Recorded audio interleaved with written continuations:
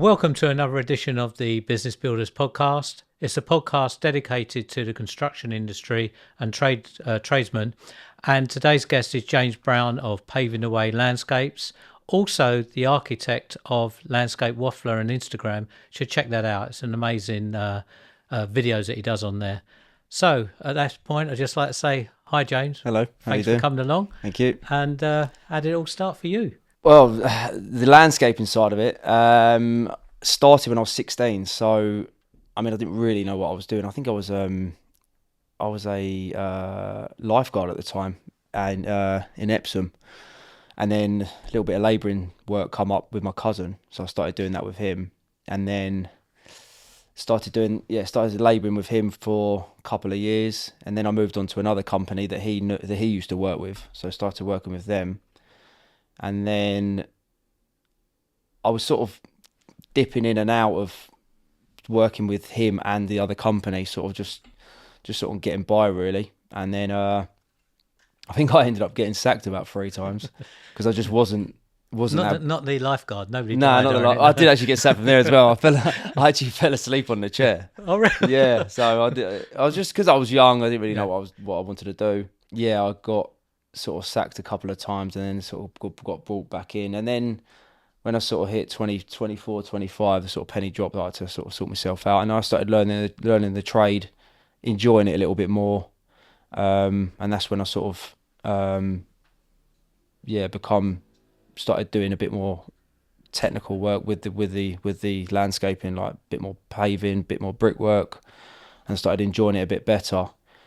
And then when I got to 28, I went travelling.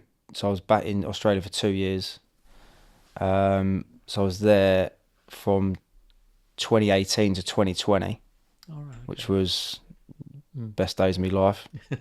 So I really enjoyed that, which helped me grow as a person as well, really, because I don't know, I wanted to sort of start my own business before that, but I didn't really have the confidence. But as soon as I went travelling, so I was in Australia, then I was back and forth from Thailand and Bali and meeting new people, and yeah, just really enjoying it over there. And then the only reason I came back was because of COVID. So COVID kicked in. I was actually supposed to go to New Zealand, but they shut their borders early doors, so I had to come back. And then when I came back, I started working with the old company that I was working with before, because I just needed some work, and he put me on less money than I was on when I started, like when I left. But at the time, I needed the money, so I was just starting up again, obviously from travelling and stuff. So then I came back, and I was working for a little bit, and I thought to myself, and I had a few people asking me to do a few jobs for them as well, because they knew I was back. So I thought, you know what, sod it, just gonna bite the bullet. So I bought a van, and then just started up, and I started up Paving the Way Landscapes. I wasn't too sure what to call it. My old man actually come up with the name. Yeah.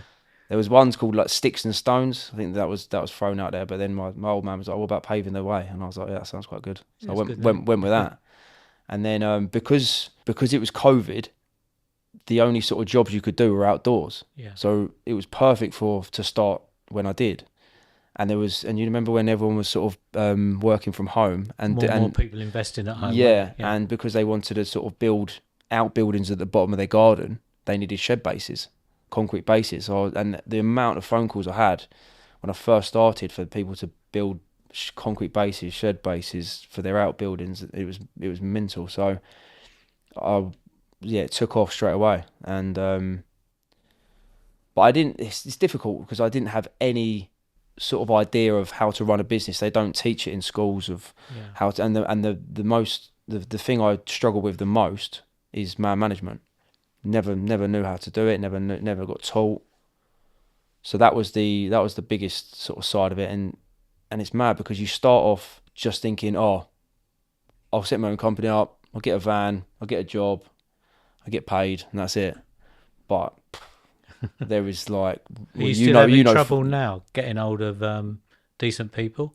Is that one of the hardest things still? Recently, I've got the guys I've got now are really, really good. I did have a lot of troubles beforehand with some of the youngsters that I had. I tried to put my trust in them to to leave them on jobs, but then I ended up doing it twice because the jobs weren't getting done properly, and then the client wasn't happy with the work getting done. So it's just trying to find the right people for the right jobs, and that is the hardest thing, I think. Yeah. I think anyone would say that.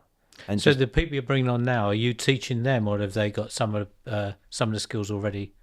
They've done it already. yeah, one of the lads used to work for another company, and I got him over because I saw good potential in him. So I pulled him over, and then the other guy is my brother's brother-in-law, All right. Okay. and he does all like the social media side of it. So yeah, that's when the other sort of side of it came. So when he needed a bit of work, which is my brother's brother-in-law, and so he started working for me, just helping out and stuff. The way I got into Landscape Waffler was actually a bit of it's a weird way really, because he is quite good with all the social media side of it. Yeah. So he follows all these TikTokers and Instagrammers, and there was this guy on TikTok, and he he like he runs like dumper trucks over his head, and like he just acts stupid. Good grief. Okay. And I was like, and he was getting thousands of views on YouTube and Instagram and TikTok. Only once with a dumper over you. No, yeah. But he's just doing stupid videos. Yeah. But he's getting paid so much money, and I was like, how is he getting paid loads of money to be an idiot? Not that I'm going to say like I'm going to be an idiot, but I was thinking I could. Do you know what? The stuff that happens throughout the day of there's so much stuff that happens. The aggro that you're trying to run a business, and with the clients and the work and the weather. So I just thought, do you know what? Actually, building sites or sites can be funny places. Exactly, yeah. There's so much stuff that goes on. You know, when for instance, deliveries turn up and it's the wrong delivery, and they've delivered it at the wrong place, to the wrong house, or you know, you need to do something, and it starts absolutely hammering it down, and you're just like, you're soaked, and just loads of stuff. So I thought, do you know what? I'm just going to start videoing. Didn't really know where I was going to go with it. I think the first video was about, we put some cones out for the skip to go for the next day. Got there the next day, someone had moved the cones and put their car there. And I was just like, oh my God, like things like that. So I think my first video was on that. And now I look back, it's terrible video. But and then we started doing different stuff and voiceovers. So Jordan would sort of do the video inside of it and send it over to me. I'd voice over it, put it up. Started on TikTok, went really well. And then because my Instagram was still with Paving the Way, I switched it to Landscape Waffler. And do you run them separately now, or is it just the one, Landscape Waffler? Yeah, so I do one on TikTok and one on Instagram. So when you hit 10,000 followers on TikTok, that's when you get monetization. Right. So once I hit that, I thought, oh, we might as well just do it on Instagram as well, because it's quite a bit more appealing to people as well. So we went on there and it blew up. It went mental. Like we were picking up like, we got 70 at the moment. 81, I think. 81. Yeah. So we were picking up like 3,000-4,000 a week at one point. It went mad. That's how that all started, and then we've just gone on from there really. In terms of running the actual business, and obviously then you've got the social media side. How is it been a major effect on you? Is it causing you problems in terms of actually finishing the work? And because I'm assuming that takes a long time. Honestly, it takes so long. People don't realise how long things, because it's not just doing, like, you have to stop. Like, it's hard enough running a business and getting work done as it is, but then when you've got to, well, for instance, today, just before I came here, I went to the builders merchants, picked up some crazy paving Yorkstone, and it was for a pathway, so I set it out. And then Jordan was like, oh, we need to do a video really. So I had to take all the stepping stones off, move them all off, then do the video, and then put them all back on. And it's just things like that. It's just time consuming. It takes ages setting the cameras up, making sure everything's sort of, nothing's in the way of the camera, because it's a bit more easy on the eye when you. So all your jobs take 2 months longer than they should do. It does take a while, but it's good. That's why I've got Jordan to help me do it. So he does some of the videos side of it, because it's too much for me otherwise, because I've got everything else to do. Got all the invoices and quotes and looking at jobs and making sure all the jobs are being run properly as well. So You're not the only person. We've had loads of guests on here that have said the same what you said earlier about not having the business training as such, because everything was about the particular trade, but not the actual business side. Looking, obviously now you're a lot more experienced. What is there anything that you know now you wish you'd known back then when you first started that you may have done it differently? What I struggle with is my personality is quite jokey, and I like to be quite pally with people. But in business, I don't think you can be like that. You have to have there's a fine line between being friendly and mates with someone and being their boss, and that is what I struggle with a lot. And that's the thing, you had the trouble with the staff Yeah. all the way through. All the way through, because I like having a laugh on site. I like having a joke. I like sort of taking the piss now and again. But I feel like people see that as my weakness, and they don't see me as a boss. They see me as like a mate, and that's the sort of thing I struggle with. I'm still trying to sort of get past that at the moment, because I'll act all sort of jokey, taking the piss way now, like in some ways, and then when I need to sort of come down on them a little bit when they're not working properly, it's a bit like they'll be like, yeah, you know, now calm down. Yeah. But I always say, don't they, working with family members is tough, because until the time when you have to discipline them or exactly, it's I know. tough. So yeah, there's would I ever change anything? I just think just everything in terms of there's just so much stuff involved in it that you just wouldn't. I mean, you just think of it as easy, being you know, you get a job, get paid, and then go pay the guy that you work with. But there's so much other stuff involved in it. Yeah, it's just it's crazy. Like with all the running around and the organising and the invoices, the quotes. You've got obviously the accountants side of it as well, and now putting on with the social media side of it as well. It is difficult. It's very time consuming, and like the hours are pretty mad. And well, you know full well as well. But from your own kind of ambitions, you're obviously, you said I think one of the biggest jobs you've done, you're doing it at the moment. Is the ambition to do more of that toward jobs, or do you think you'll start going towards the social media side? I want to do both, really. This is so. There's the job I'm on at the moment.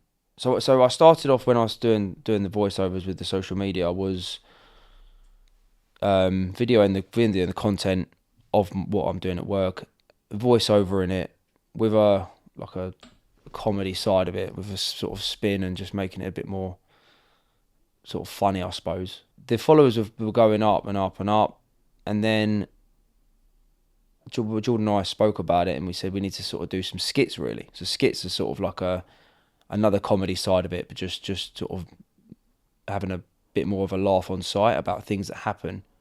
It's like acting. It's hard. It's difficult. So I've started doing that, but I've got like a different audience coming in now. But it's interesting because the client that I'm working for now, who got me from Instagram when I was doing the work videos, because she said I do really nice work, which was good. I was showing some of the stuff I did online and that. But because she said to me, if I was to see you now with the videos you're doing recently, I wouldn't have got you in. Oh wow! Which is really interesting. Yeah. And it's so arguably you've probably got work from it, but you've also arguably you could have lost work because people haven't bothered to. Yeah, but the good side of the skits is it brings in it gets a lot of views and a lot of likes, and it does bring in a lot of traction. That's what it does bring, more than some of the other stuff I did. So it's bringing in a different audience. But what I'm thinking, so when she said that, I sort of got in my own head a little bit, and I was like, that's not good. So now what I'm thinking of having to do at the moment is maybe do, because I do generally 4, 5, 6 videos a week, sometimes more, sometimes no less than 3. So what I'm thinking about doing now is maybe doing 3 or 4 of my work with voiceovers, and then maybe 1 or 2 skits, and just sort of change mix them up. Yeah, mix them up a little bit, and not so many of one or the other. Have you, in terms of that, obviously a lot of people listening, watching, they may think, oh, it's another way of promoting the company, because you still need a base kind of trade or business for them to publicise, for you to get the work for. So obviously landscaping, unless you go 100% into social media. Yeah. But is it a lot of your inquiries now come through from the videos? Yeah, Pretty much. Yeah, I get a lot from Instagram inquiries about, and it's actually dropped recently because of the change of videos that I'm doing. I don't get as many. I still like to But showcase. you get. Do you feel, forgetting what the other client said? Do you feel you get more work from the skits, more inquiries from the No, skits? Oh right. no, So when it's I see. more Okay. from before. Yeah. So when I was showcasing my videos, showcasing my work from the voiceover I was doing, I was getting more inquiries about that, which I still do it. I still do it now and again. But I just throw in a little skit now and again, just because I mean I'm professional, but I like having a laugh on site. I like having a bit of fun, and obviously we get the work done and we work hard because landscaping is really it's Physical, graft. yeah. It is. Well, I did a video saying about having that landscaping was one of the hardest trades, and Did you get challenged? oh, we did, yeah. We had the scaffolders and what was the other one? The tilers. Yeah. Like the roofers. Sorry. Actually, plastering's tough, especially on the Yeah, fires. so yeah, roofers and scaffolders were the ones that were piping up saying, nah, it's us, we're the hard working ones. But yeah, landscaping is graft. It's a lot of work, especially when you got different weathers as well. And recently when it's 35 degrees, so difficult. Yeah. And it helped we were A working week around the later, it swimming was pool. chucking it down, wasn't it? Is that when we was working around the swimming pool? Yeah. It's sort of like, have a little dip. Yeah. Yeah, and then a week later, it's absolutely hammering it down. So yeah, just sort of take the rough with the smooth of the weather, really. That job you're doing at the moment that you've been doing the videos on, you've got a bit of everything there, haven't you? That's a great job to promote because you're doing everything. Yeah. From bullnosing, curbstones to right away to the... Yeah, it's been an pergola. unbelievable job. We started in January. Do you remember when the start of the year when the weather? It rained all the time, yeah. The site, it was like a lake. And I was struggling to think about things to actually do because you couldn't do any paving, you couldn't do any groundwork. I had to take all the diggers off site because the more we were tracking over, they were just sinking. They were getting stuck in the mud. Fortunately, she wanted a bit more fencing done, so we started doing a bit more fencing while the rain. It just rained every day in January and a little bit of February. Yeah. It's terrible. So, but yeah, it's been an unbelievable job. The client's been one of my best clients. She's been unbelievable. So, but we've done reclaim Yorkstone, pergolas, the turfing, the planting, irrigation, and then we're now around all the fencing as well. And now we're doing all the paving around the swimming pool. So we've got we've got this week left and then start a new job. That's the other thing as well, is trying to, because of the weather, and then there's a few extras on top as well, sort of pushed my next job back, and then trying to, fortunately my next client's been really, really nice about it, but I've had to push them back 3 or 4 times because everything just takes ages. Is it just like very seasonal? So you get to, say, the winter months. How do you get by in the winter months? Just got to plod on. Go through it. Put your rain mac on. Rain mac, schnud, and then you're away. Yeah, no, it's difficult in the winter. I like to go away in sort of December time. That travelling ain't got out your No, I've still got the bug for it. Yeah, I'll just yeah. But yeah, winter times are difficult. But there's, in terms of sort of paving side of it, it drops below sort of 2 degrees. You can't pave because of the frost side of it. So nothing will set. So the only sort of thing you can do is groundworks or fencing. And all sort of other odds and sods, depending on how cold it is, really. But then it swings in roundabouts when you get to summer because you're just flat out. Yeah. And you can work later as well because obviously the sun doesn't set till sort of 8-9 o'clock, so you can sort of do lates and have no life at all. Weekends as well. Exactly, yeah, weekends as well, yeah. So is there a particular kind of the wide range that you do? Is there a particular element of it that you enjoy doing more than others? You get more satisfaction from? This is the thing with landscaping, because you're doing something with landscaping. There's so many different elements to everything. So you've got fencing, brickwork, blockwork, concrete bases, turfing, paving, pergolas. There's so many. That's why I like it so much, because when I'm doing something consecutively, I get a bit bored of it. And then so that's why when I'm doing like 200 square meters of paving, after a while I'm like, I've had enough of this now. It's boring, like the same routine. So that's why I like landscaping, because you're doing something different all the time. My favourite thing to do, which I don't actually get to do a lot because not a lot of people, it's very dated now, is crazy paving, Oh, right. which Okay. is back like an 80s thing, isn't it? Yeah. Which is back in the day. I actually really like doing that because Did you do it on this job? this No. is all flagstones, so Right. they're just sort of mix Yeah. and match sizes. But yeah, the crazy paving, the reason I like doing it is because you get lumped with loads of different stone, You're all different sizes, and developing. you've got to Yeah. put it together like a little puzzle. Yeah. And you've got to sort of have an eye for, because I've seen some do it and the joints are massive. They're like that, and I'm thinking, no, that's naff. But you've got to have it all nice and tight and fit in, and yeah, The joint is always the same, isn't it? yeah, within Yeah. reason, because Yeah. obviously it's crazy pavement, so there's all different sizes. But yeah, within sort of 10, 15 mil with that. But it's that's what I do enjoy doing. But no one ever wants it anymore. So if there's anyone out there who wants it, let me know. Let's put it on one of the videos. Yeah, I'll put it on. Yeah. Obviously with the world is, we won't go into politics, but prices have changed a lot. Have you found a massive like spike in prices, or has You it know been what? relatively flat? Yeah, obviously all the materials have gone up. I did actually make a massive boo-boo on one of my jobs, which is a learning curve for me. So I did a job that I priced in. I think I priced it in November. They accepted it, and I did actually muck up the price as it was. And then when it got to January, when I was starting the job, after the year had ended, the price had all gone up. Right. So I made that mistake, and then when I started the job, I think I ended up losing 3-4 grand on that job, Right. which was massive. And I actually approached the client about it because I was umming and ahhing what to do. As I said, I was still new. This was about a year, 2 years in, and I said, "Is it okay if you help me out a little bit?" And they said no. I was like, "Cheers." So I had to swallow that, but it does come in roundabouts. So, but yeah, in terms of the pricing, everything has sort of gone up. And even when I'm pricing things up now, I'll price it up, and I'll get to the end. And I think, Jesus Christ, that's a lot. Even me, but I'm pricing it accordingly. Yeah, it's just the It's material just prices. the materials, Yeah. and then obviously your labour and then labourers money as well, and the boys working and all the elements involved with pricing up. But even when you get to the end, you're like, Jesus, that seems a lot. So that's why when I do my prices and my quotes, I try to be really, really detailed in the description of what I'm doing, so they can see and know what materials I'm using, how what's involved in the work, and what we're doing really, so that they know.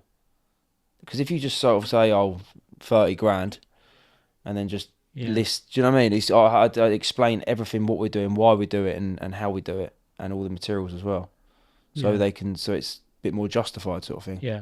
Do you find the way you, like, from when you first started to you're running the businesses now, what you've learned along the way, have you changed anything that you kind of improved on, or lessons you've learned along the way?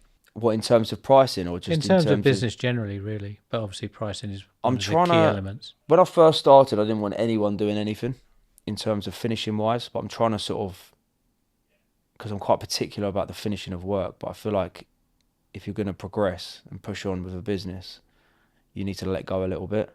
That is what I'm trying to do at the moment. One of the lads working for me, and even both of them, to be fair, I'm teaching them how to lay, and I don't mind teaching. I actually quite enjoy it. But that is one thing I'm trying to get into, is trying to sort of let go and leave people to do finishing work when I'm not there. It's still difficult though, because sometimes you have to sort of go 2 steps forwards, 1 step back sort of thing, because I'm sort of teaching and then having to rectify some bits still. But in time, it will get better. Yeah, I the think delegation is always the hardest thing for really small difficult, yeah. businesses. It's what Really you said nice. earlier, isn't it? The actual physical work is just such a small, in the scheme of things, when you're running a business. It's all the other stuff in the background. Well, that's the thing. I know People don't exactly understand. on site, physical side of it. I know everything. It's not a problem for me. It's just everything behind the business side of it is just alien to people. I just feel like they should teach these things in schools. They do business studies, but they're not really. No. They're not real. I think on apprenticeships, whatever it may be, carpentry, plumbing, whatever, they should have some business module within it, even if it's basic stuff. Yeah. There's a lot of business owners, small business owners, they can't read a profit and loss. They don't know what a cash flow is, and especially cash flow. That is is key. It's called king for a reason. You can be making 70% profit on a job, but if people ain't paying you, you got no cash flow, you'll go out of business. I know. And some people just don't understand that concept, even and it's a basic concept, but people don't understand it. I think the other side of it as well is that sometimes the percentage that I ask for up front, I need to change that on different jobs. So normally my pricing It normally goes over a value, then you change it. yeah, so normally I was doing 25% up front, 50% halfway through, and 25% on completion. But there's jobs where sometimes the materials are sky high and the 25% won't even cover it. Yeah. So I need to change it. So for this job I'm doing now, it was 40, 30, 20, 10. How much longer you got on this job before it's finished? Another 6 years. No, we should be. Well, we need to get it done by the end of the week. So it's it's Tuesday today. So I'm working. Got the boys there all week and Saturday. Right. So it has to be because she's coming back from holiday on Monday. And you got the new one starting. And they got the new one starting on Monday in where are we? Teddington. Oh, don't forget your Thailand trip and your Australia trip. Exactly. We might be going to New York for the World Cup as well. We've got to try and fit that into it. That's the thing. I've just come back off holiday, 2 holidays in between that. And I mean, I love going away. I love going on holiday. It's what I enjoy. So Should have been a travel agent. I know. Well, it's just, you think to yourself, I work hard, and it's just so I've just come back from holiday, but it came at a really bad time because obviously I'm trying to get this job finished. So I'll try and squeeze. I've got a golfing trip in September, so I try and squeeze. I've got a couple to squeeze in. Yeah. That work gets in the way, doesn't it? Yeah, no, it So does. annoying, Yeah, I know it is annoying. Yeah. Maybe I should just get rid of that. Get rid of the work side of it. If anybody's like listening to this and they're, I don't know, starting up in landscaping, what words of wisdom would you? Don't do it. Go on holiday. Yeah. I find that nowadays, I think the younger generation, they're less inclined to work hard, is what I'm finding. You do get the odd person sort of grafting and do work hard and they want to get somewhere and want to learn. Where's the wisdom? I mean, in terms for me, it was, as I said at the start, it was difficult for me at the start because I didn't really know what I was doing and I didn't really take it that seriously until I was sort of 23, 24. When you said the penny dropped when you was travelling, was there a particular something happened or you thought? No, the penny dropped when I was here in 20 Right. when I was at 24, 25 because I got older and I was thinking, I need to knuckle down a bit. I've been sacked 3 times. I need to actually sort myself out a little bit here. Otherwise, I'm going to get nowhere. So, and then I started knuckling down, and that's when they sort of said, it gave me a bit more freedom of things to do on site, which makes it a bit more easy. Sort of work your way up in the industry a little bit, and then you sort of got people helping you then, and it's a bit nicer. You've got to gain that. You've got to earn that respect. Exactly, yeah. So when people know you can do stuff, it makes it a little bit nicer for you rather than just sort of barring and mixing and doing all the horrible side of it. This is the thing. I just get bored doing the same thing. So that's why I liked it so much, because I was just doing something different all the time. That's why if anyone gets bored of doing the same thing all the time, jump into landscaping. But it's just a lot of graft. It's a lot of skills to learn as well, though, isn't it? There's so much. I mean, I'm still learning. Obviously, every day's a learning day, but still learning stuff now. There's still so much stuff I don't even know. In terms of, resin's a massive thing at the moment. There's courses to do about that. I probably can do it if everything's on YouTube now, but I just haven't got the time to get out and do the courses at the moment. I'm trying to sort of build the company, build the social media. So the social media side of it, I just want to try and build as much as I can, because it effectively is it's a promotion. It's basically you're advertising your work, and that is where I'm getting all my work from now. Easy on the eye. You are. Yeah, me and the work. Yeah, obviously you started the business up. You started from scratch. You developed into being a business owner. Has there been any sticky moments along the way? Is there any? Some people have turned around about people on the outside don't always realise the pressure the business owner's under. Yeah. Just have you suffered in a similar way or not? Yeah, I suffered from a gambling addiction. So I've been I've Okay. been going through that since I was 18. So that is one of the reasons actually I went to Australia as well, because I've been doing it Get for better odds. get better odds out there, yeah. Which actually ultimately is quite bad out there anyway. I'll tell Yeah. you that in a minute. But yeah, it's so I started when I was 18, and it just hooked me bad. I just couldn't get out of it. It was it's a horrible disease, as they call it. So I started doing it back and forth. Never had any money. Constantly doing it, and it's not good for the mental side of it as well. Yeah. And then when I got to sort of 27, I thought I need to sort myself out. So I stopped for a year, saved up 10 grand, and that's when I went to Australia. And then when I went out there, went into the pub, and it's like half pub, half bookies. Oh And no. I'm like, Jesus Christ, so I'm going to be drinking, a bit half cut, and Yeah. then there's a bookies in the pub. Yeah. So I ended up did it, and then I sort of relapsed out there, and then got bad out there, and then I came back. How did that? How did it make you feel? How did it affect you? Obviously, I can see Because you're just it's not obvious the financial yeah, you're not issues, but what about you're not the other side, the mental you're not issues? concentrating on anything Mm. else. Is just that you're just thinking about that the whole time. When's my next bet? What am I doing next? And then you've got no money, so you're just sort of chasing and chasing and chasing. It's just, yeah, it's difficult, really difficult. And then that's when I came back from Australia, and I sort of started. It's funny because you start up doing a little bit, you think, oh, I'll be all right, and then it progressively gets worse and worse and worse, and then all of a sudden you're just betting every day. And then I couldn't actually do any online because I banned myself from everything. But then I was going into the bookies, Right. and that's when I got back. I think the worst thing to happen is when you win. So I won about 3.5 grand on a football bet when I was in Putney, and then I spiraled from there. And I was betting like every single day, not concentrating on work, not concentrating on the business. Things were just sort of like overtaking everything. So that got really bad. Oh, what happened? Something. Oh yeah, remember when England played won in the lost in the final against Spain Yeah. in the Euros. I was watching the game with my mates, and I went wandering around London trying to find a bookies, trying to put a bet on, and I was away for an hour, and I was just Mm.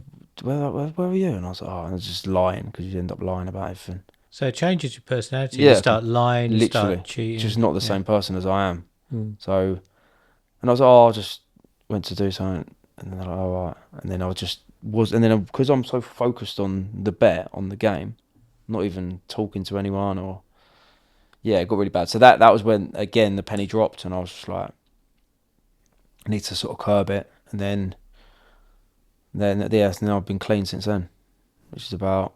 Did you have to go for professional help? No, Or? I didn't. I tried to do it myself, so I did Right. it, and I was coming up to 2 years now.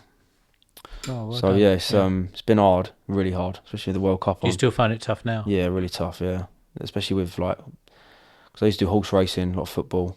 So when the World Cup's on now, it's difficult watching the games Yeah. at 2 o'clock in the morning. But no, So, yeah, it is hard because you just every time you watch something, your brain, my brain is just constantly thinking about what bet I would do and this and that. So yeah, I think it's quite common. It's quite yeah. common, but the thing is with Well, gambling, people it's hiding it, don't they? I'm assuming. yeah, they do. Yeah, that's the thing. It's just that like you're just constantly lying. But the thing is with gambling, it's you know Paul Merson. Yeah.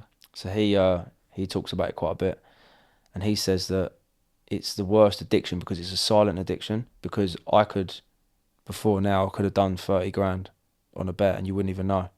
Mm. If I was an alcoholic and I drunk 15 pints, you could tell from my Yeah. physical, and the same with drugs as well. But with gambling, you wouldn't know. I could have done X amount of money a minute ago and you wouldn't even realise. It's just in my head. So it must have had a massive impact on the businesses then. So if you've done a good job and you've been successful on that job, Yeah, you're just gonna I've get rid blown of it the all money away. and That's why sometimes when I went on a holiday, I enjoyed it because I could get away from it because you can't bet out there.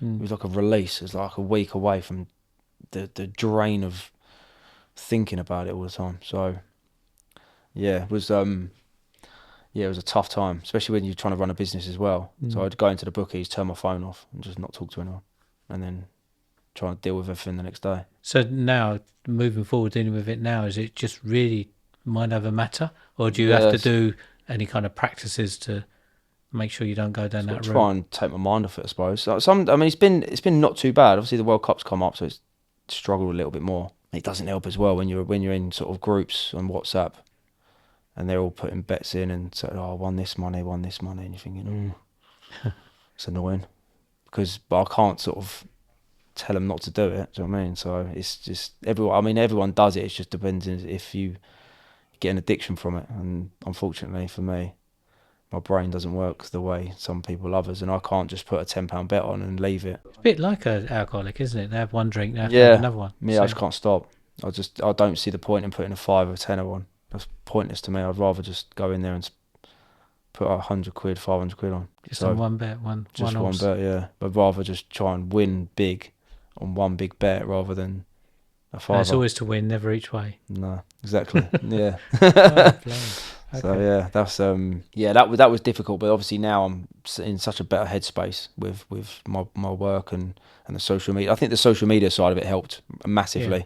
That took my mind off it. It's another me making the videos as well and doing all that sort of side of it is that acted as my addiction, I suppose.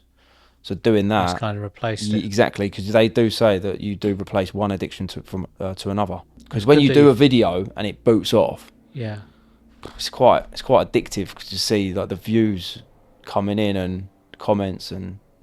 well, then, yeah, if you've managed to get 81,000, that in itself is. Yeah, I know. So when I did a cut, I think the most views I got was 1.4 million. I think, but when that kicks off, your phone's just going mental. It's mad.